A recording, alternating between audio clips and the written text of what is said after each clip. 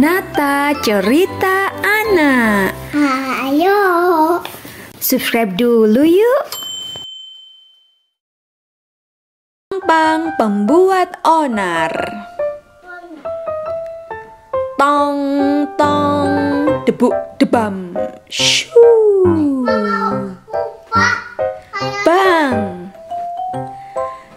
Siapa yang membuat suara-suara berisik itu? Barangkali itu Pangpang lagi. Dia selalu saja berbuat onar. Baiklah, sekarang tinggal masukkan sejumput tepung putih ini. Tambahkan air, lalu direbus. Simsalabim, abrakadabra. Hitung sampai 10. Selesai. Sekarang aku tinggal menuangkannya ke wajan dan menyalakan kompornya. Tong tong gebrak. Tong tong gebrak. Keributan itu mengagetkan ibu bebek dan anak-anaknya yang tengah berjalan-jalan. Mereka akhirnya kabur dan bersembunyi di sebuah gua. Ya ampun, suara apa itu? Jangan-jangan ada hantu. Monyet-monyet mengoceh sambil memanjat pohon dengan panik. Oh tidak, Tuan Harimau pasti sedang marah. Aku harus pergi sebelum ia makin murka. Ular-ular dengan segera mengubur diri di tanah. Lalu semut-semut bergegas masuk ke liangnya. Sementara itu burung-burung bertengger di pepohonan. Pangpang senang melihat hewan-hewan lain lari terbirit-birit. Ia merasa seperti raja di hutan itu. Cukup dengan beberapa bahan saja, Pangpang bisa menakuti siapapun juga. Grrr, ini sudah kelewatan. Ayo kita datangi dia dan sita pancinya sekarang juga. Tuan monyet menggeram. Aku juga sudah tidak tahan. Anak-anak bebek yang lebih kecil terlalu takut untuk pergi kemana-mana karena beruang pembuat onar itu. Kita harus menghentikannya. Bu Bebek marah besar. Karena sudah tidak tahan lagi, hewan-hewan di hutan mengadakan rapat dan berunding tentang apa yang harus dilakukan untuk menghentikan Pangpang.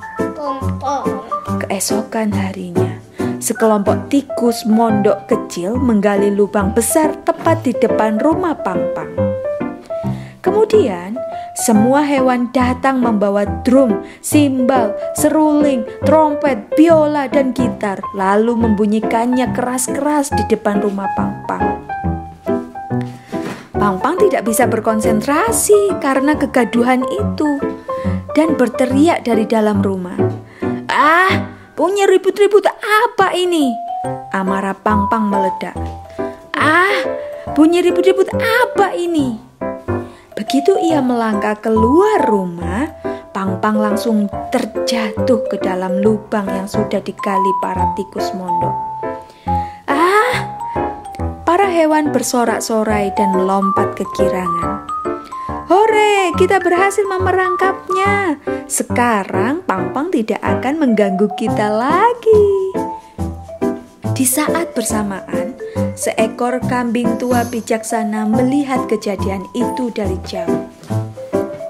Ketika sorak-sorai sudah mereda, si kambing berdehem dan mengembik. Saudara-saudara sekalian, apa ini yang kalian harapkan? Desa yang selalu saling berseteru. Pangpang, bagaimana menurutmu? Pangpang terdiam dan berpikir sejenak.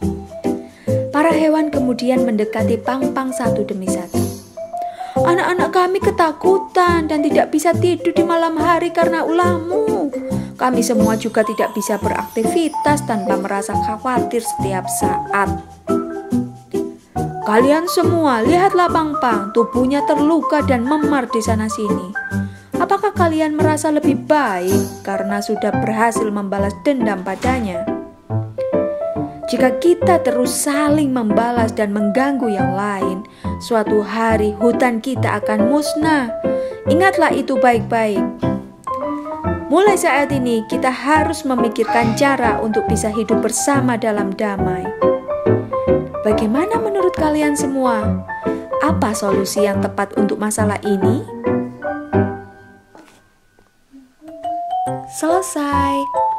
Semoga Pang-Pang dan semua binatang menemukan solusinya ya.